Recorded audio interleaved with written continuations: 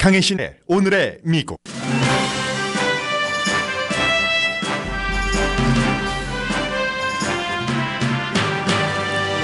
트럼프 대통령이 일단 미국 돈으로 멕시코와의 국경에 장벽을 쌓으라는 행정명령에 서명합니다. 멕시코와는 나프타 재협상도 하는데 멕시코는 두 가지 이슈에 모두 강경합니다. 트럼프 대통령은 수백만 명의 불법 체류자가 불법으로 힐러리 클린턴에게 투표했다고 주장하면서 부정선거에 대해 조사하라고 지시했습니다. 공화당 의원조차 대통령에게 증거 없는 말을 거두고 세금 낭비를 하지 말라고 간청합니다. 트럼프 대통령은 몇몇 행정부에 트윗을 하지 말라고 지시했지만 일부 부처에서는 대통령이 싫어하는 트윗을 했다가 삭제하기도 합니다. 제리 브라운 캘리포니아 주지사는 주정연설에서 캘리포니아의 정신이고 산업인 기후변화 이슈에 있어서만은 연방정부와 싸우겠다고 밝혔습니다. 미국 과학자들이 새로운 행정부의 기후변화를 경고하는 행진을 준비하고 있습니다. 국제감시기구가 더 이상 미국은 완전한 민주주의가 아니라고 평가했습니다. 반면 러시아 국민의 70% 이상은 미국의 새 대통령이 일을 잘할 것으로 믿고 있습니다. 미국의 엘리트 부자들이 미국 내전을 걱정하면서 뉴질랜드의 도피처 성격의 집을 사고 있습니다. 다우지수는 사상 처음 2만 대를 넘은 기록을 세웠습니다.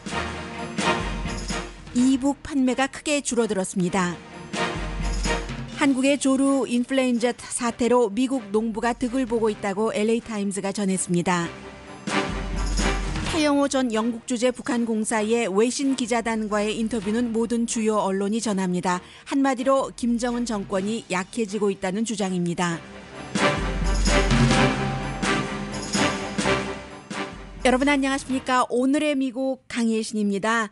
네, 요즘 미국은 신문은 정말 커버하기 힘들 정도의 새로운 대통령의 행보가 무척 빠르고 예상하지 못했었던 그런 부분들도 많고, 그러나 전부 선거 캠페인 도중에 본인이 했었던 공약입니다. 그렇지만 대통령이 되고 나서는 그런 공약이 실현 가능성이 별로 없기 때문에 좀 조율을 하지 않을까라고 생각했었던 것에 대해서 예상하지 못했던 그런 행보라고 말씀을 드리고 싶습니다. 그리고 모든 것을 대통령이 되고 난 뒤에도 거의 트위터로 먼저 알리고 있습니다. 그래서 이제 신문의 경우는 커버하기가 조금 힘든데, 일단 멕시코와 미국 그 국경에서 벽을 쌓겠다, 이렇게 행정명령을 오늘 이제 국토안보부에 가서 발표를 하게 될 텐데, 벽을 쌓을 때 일단은 미국 돈으로 국토안보부가 쓸 수 있는 그 예산으로 하겠다는 얘기입니다. 그리고 이제 다른 이민에 관한 행정명령도 발표를 하겠지만, 일단 멕시코가 돈을 대게 해서 그 장벽은 아주 아름다울 것이다 하는 것이 트럼프 대통령이 선거 때 했었던 공약입니다. 그런데 이제 멕시코가 돈을 대지 않겠다고 하니까 일단 미국 돈으로 하고 나중에 멕시코에게 돈을 받겠다는 얘기인데, 말하자면 리임버스를 받겠다는 얘기입니다. 그런데 이제 돈도 돈이지만 벽을 쌓으려면은 결국은 의회의 승인이 필요하기 때문에 이 점이 그렇게 쉽지는 않아 보이고, 멕시코와 미국의 국경이 1200마일이나 되는데 1마일당 기본적으로 6,500만 달러가 들어가고 추가로 420만 달러가 들어가서 전체적으로는 150억 달러에서 250억 달러 정도, 그리고 이제 추가 비용도 물론 있겠죠. 이런 정도의 돈이 들어간다는 얘기인데, 일단은 행정명령은 시작해라, 국토안보부 예산으로 서명을 하겠다는 얘기입니다.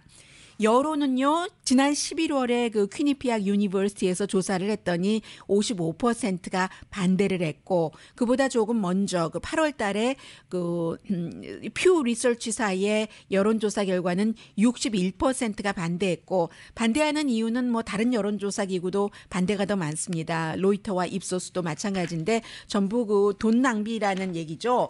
그리고 이제 멕시코와의 이 장벽 문제뿐만이 아니라 이제 오늘부터 여러 가지를 실무진들이 협상을 할 텐데, 나프타 같은 것도요. 멕시코는 도대체 이 돈을 어떻게 할 것인가? 미국이 멕시코에게 돈을 뭐 수백억 달러를 받을 수 있는가? 그렇지 않다고 생각하는 사람들이 상당히 많은데 그뿐만이 아니라 지금 그 나프타에 대해서도 협상을 하겠다는데 멕시코 대통령이 뭐라고 얘기를 하냐면은 트럼프 그 대통령이 마치 그 멕시코의 대통령뿐만이 아니라 많은 그 전문가들이 하고 있는 얘기입니다. 한 사람만 소개를 그 해드리자면 이름을 제가 외우지를 못했어요. 멕시코의 경제학자인데 루이스 들라 칼레라는 사람이 이제 그 미국과 언론과의 인터뷰에서 얘기하기를 트럼프 대통령이 뭐 보호 무역주의다라고 그 내부에서는 얘기를 하지만 멕시코 입장에서 볼 때는 강탈자와 같은 매너다. 도저히 양보를 하나도 미국은 하지 않고 양보를 상대에게 받아낼 수 있는 만큼 받아내겠다는 뭐 심보다 이런 표현을 하면서 그런 협상에 어느 나라가 그 쉽게 응할 수가 있겠는가라고 얘기를 하고 있습니다. 그리고 이제 그 나프타에 대해서는 미국에서도 많은 사람들이 그 일단 그 분석을 하는데 북미주 그 자유무역협정 나프타와 멕시코와 캐나다와 미국 가장 북쪽에 캐나다가 있고 미국 그리고 남쪽에 멕시코 이 이제 그 무역 협상에 대해서 많은 지금 그 트럼프를 지지하시는 특히 이제 경제계에서도 분들이 멕시코의 이제 싼 노동력을 이용을 하기 위해서 미국의 뭐 자동차 회사부터 전부 그곳으로 가서 공장을 짓고 했었다. 그렇게 얘기를 하는데 그래서 결국은 일자리가 잃어버린 것도 사실입니다. 1년에 나프타로 인해서 약 4만 개의 일자리를 지난 20년 동안 20년 조금 넘네요. 빌 클린턴 시절에 했었던 것이니까 잃어버렸다고 한다면 이게 미국에 1억 4,500만 개의 일자리가 있답니다. 그 가운데서 4만 개니까 그다지 크지 않다고도 할 수 있고 그리고 1년에 미국에 매년 100만 개의 일자리가 늘어나는데 멕시코로 간 그런 일자리는 사실은 전혀 그 기술이 필요 없는 싼 노동력을 필요로 한 것이고 그 사이에 이제 미국에서는 조금 하이 스킬드 된 그런 그 일자리를 늘릴 수 있는 여러 가지 그 후속 방안들이 있었다 하는 주장들을 하고 있기 때문에 사실은 일자리가 줄어드는 그런 것이 미국에 과연 100% 나쁜 것이었는가 이런 그 생각들도 많은 사람들이 하게 되고요. 그리고 심지어는 이 아메리카를 그레이트하게 만들겠다는 이 야구 모자를 트럼프 대통령도 많이 썼고 취임식에서도 수많은 사람들이 그 모자를 쓰고 트럼프 대통령의 취임 연설을 보면서 박수를 쳤는데 그게 트럼프 웹사이트에서는 한 개당 $30인데 만약에 트럼프 웹사이트가 아닌 다른 곳에서 사면은 평균 $20 그러니까 가격이 3분의 1이나 싼 겁니다. 왜냐하면 메이드 인 USA가 아니고 메이드 인 뭐 멕시코라든가 중국이라든가 이렇게 소비자들이 큰 그 덕을 그 봐왔다는 거죠. 자유무역으로 인해서. 그래서 만약에 이런 것들을 완전히 중단한다고 하면 사람들은 모자를 덜 사거나 안 사거나 모자뿐이겠습니까? 뭐 자동차, 신발 모든 것들이 다 그렇잖아요. 해서 바이 아메리칸만이 꼭 좋은 것인가 하는 이런 문제예요. 그래서 멕시코와는 장벽 쌓는데 돈 대라 수백억 달러 하는 것과 나프타 이 문제가 지금 걸려 있고 그리고 이제 또 하나도 역시 그 트윗으로 트럼프 대통령이 어제 그 얘기를 한 겁니다. 트럼프 대통령이 밤에 트윗을 하기 전에 이미 그 백악관에서 대변인이 발표를 했었던 것인데 이거 투표 사기다. 이미 본인은 다 그 대통령이 되고 나서 할 일도 많고 또 많이 일을 하고 있어요. 행정명령을 오늘도 여러 가지를 발표를 할 텐데 이제 부정투표로 300만 명에서 500만 명 정도의 불법 체류자가 힐러리 클린턴에게 투표를 했으니까 이것을 대대적인 조사를 해야 된다.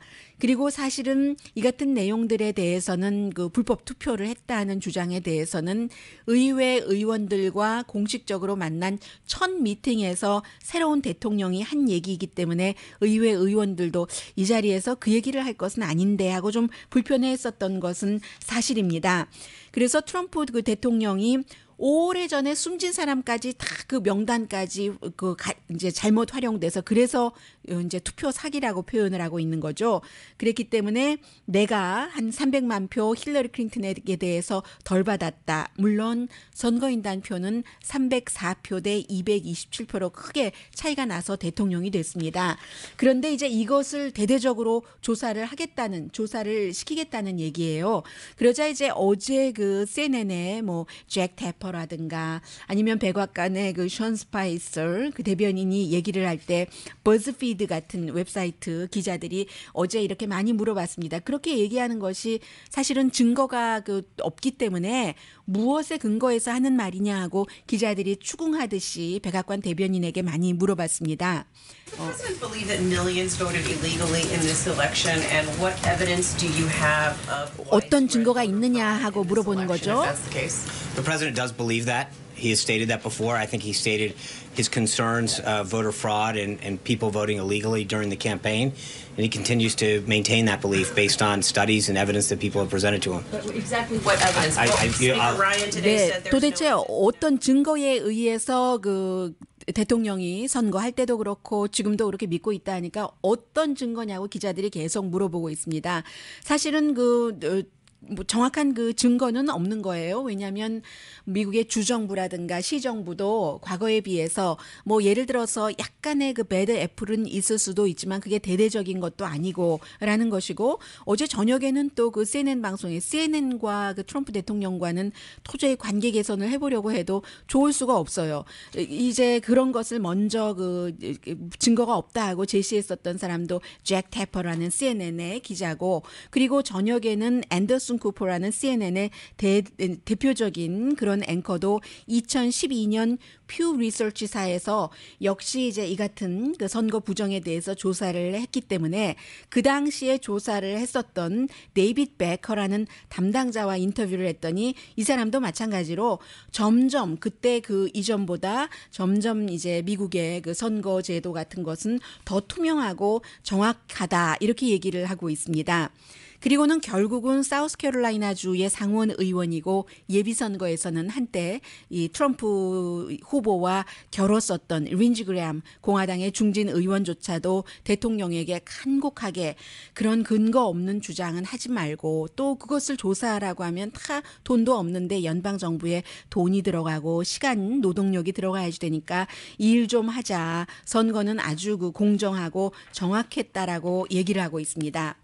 뿐만이 아니라 지금 행정부에서는 그 대통령이 그 일부 그 환경부처에는 기후 변화에 관한 여러 가지 그 내용에 대해서는 완전히 삭제하라고 말하자면 지시를 한 것이죠.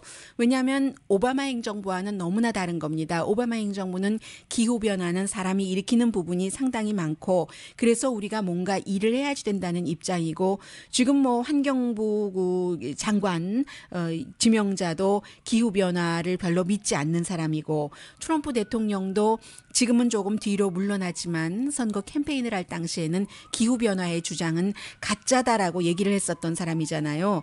그런데 이제 환경청뿐만이 아니라 국립공원도 어제 그 사우스다코타에 있는 배들랜드 국립공원이 기후변화에 관한 어떠한 그 자료를 그 트위터에 올렸고 그리고 이산화탄소가 환경을 아주 그 크게 파괴하기 때문에 아름다운 공원을 망가뜨린다 하는 그런 그 트윗을 여러 번 했습니다. 그 뒤에 이제 이 공원이 트윗을 내렸거든요. 그러면서 대통령이 지시해서 내린 게 아니라 그 트윗을 우리 과거의 직원이었었던 사람이 올린 것이다라고 얘기하는데 아무도 그 얘기를 믿지 않는 것 같습니다. 그러면 과거의 직원이었던 사람이 그 패스워드 아이디를 가지고 했으면 이거 뭐 러시아가 들으면 좋아할 얘기네, 해킹했다는 얘기네, 뭐 이런 얘기가 나오고 있어서 지금 환경보호국뿐만이 아니라 내무부에도 어떠한 그 특정한 트윗을 하지 못하도록 중지하라고 지시를 했고 보건복지국이나 뭐 오바마 케어와 연관이 있는 거죠. 농무국 이런 곳도 다 마찬가지로 지금 그 지시를 받았는데도 불구하고 일부 국립공원에선 이런 일이 일어나서 새로운 행정부와 역시 그 보스잖아요. 큰 데서 밑으로 이제 명령을 내릴 수 있는 마찰 내지는 저항하는 것인가 이런 그 얘기들도 지금 하고 있고요. 이 사이에 미국의 그 민주주의가 더 이상은 완전한 민주주의가 아니다 하는 그런 그 보고서 내지는 평가서가 나왔습니다. 뭐 이코노미스트에서 주관을 하고 있는 인텔리전스 유닛이라는 곳이 아주 그 세계의 민주주의를 평가하는 뭐 권위 있는 기구라고도 할 수 있잖아요. 감시 기구라고도 할 수 있고. 해서 그 미국이 완전한 민주주의에서 이제는 오점이 있는 미흡한 민주주의다 하고 평가를 내렸는데 167개국 가운데서 이제 지난해에는 미국이 민주주의 부분에 있어서는 20위였는데 올해 21위로 내려갔고 완전한 민주주의를 10점 만점에 8점이 돼야지 되는데 미국은 이번에는 7.98이었습니다. 지난해에는 8.05로 완전한 민주주의였고요. 민권이라든가 정부의 기능, 국민들의 정치 참여, 또 정치 문화 이런 것을 기준으로 해서 평가를 하는데 참 노르웨이라든가 지금 완전한 민주주의로 평가받는 국가는 아이슬란드, 스웨덴, 뉴질랜드, 덴마크, 캐나다, 영국이고 5점이 있는 민주주의는 미국뿐만이 아니라 프랑스도 그렇고 싱가포르, 한국도 마찬가지입니다. 한국은 미국보다도 점수가 조금 더 낮네요. 큰 차이는 없습니다. 미국이 7.98인데 한국이 7.92. 인도도 마찬가지로 5점 있는 민주주의고 그래서 한국은 167개국 가운데 24위, 미국이 21위니까 별로 차이가 나지 않아요. 그런데 이제 이 부분은 트럼프 대통령이 지금 취임해서 일을 시작한 지는 불과 며칠 되지 않기 때문에 트럼프가 당선되기 이전부터 미국의 그 민주주의가 굉장히 흔들리기 시작했다 하는 것을 보여주는 것이기도 하고 그리고 미국의 민주주의가 흔들리고 여러 가지 그 빈부격차도 있고 정치 참여도 미국 사람들이 다른 나라보다 낮은 편이잖아요. 그런 것들 때문에 결국은 완전한 민주주의가 아닌 이런 상태에서 뭔가를 더 많이 원하는 사람들이 새로움을 기대하면서 트럼프 대통령을 탄생시켰고 앞서 말씀드린 그 여러 가지 이슈에서 이제 트럼프 그 대통령이 완전한 그 지지를 받고 있지는 못하지만 이러한 그 방향이 성공할지 실패할지는 더 그 두고 봐야지 알만한 그런 일이고요.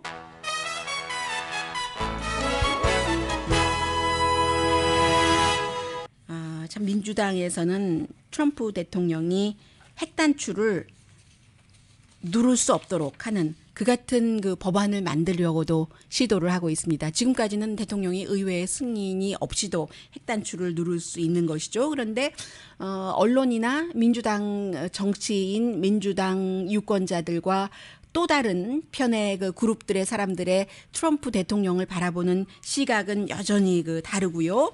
제리 브라운 주지사가 얼마나 진보적인 사람입니까? 나이는 70대가 넘었어도 뭐 30대, 40대 못지않는 진보성을 갖고 있는데 트럼프 대통령에 대해서는 굉장히 조심하는 편이고 그럼에도 불구하고 중요한 것에 있어서는 양보하지 않겠다는 입장도 밝혔습니다. 거대한 그 캘리포니아와 연방 정부와의 어떤 그 대립 같은 것도 볼 수 있고 세계의 미래의 방향이 어느 쪽으로 선택을 해야지 더 신선하고 세련된 것인가 하는 것에 대한 의견의 차이일 수도 있고요.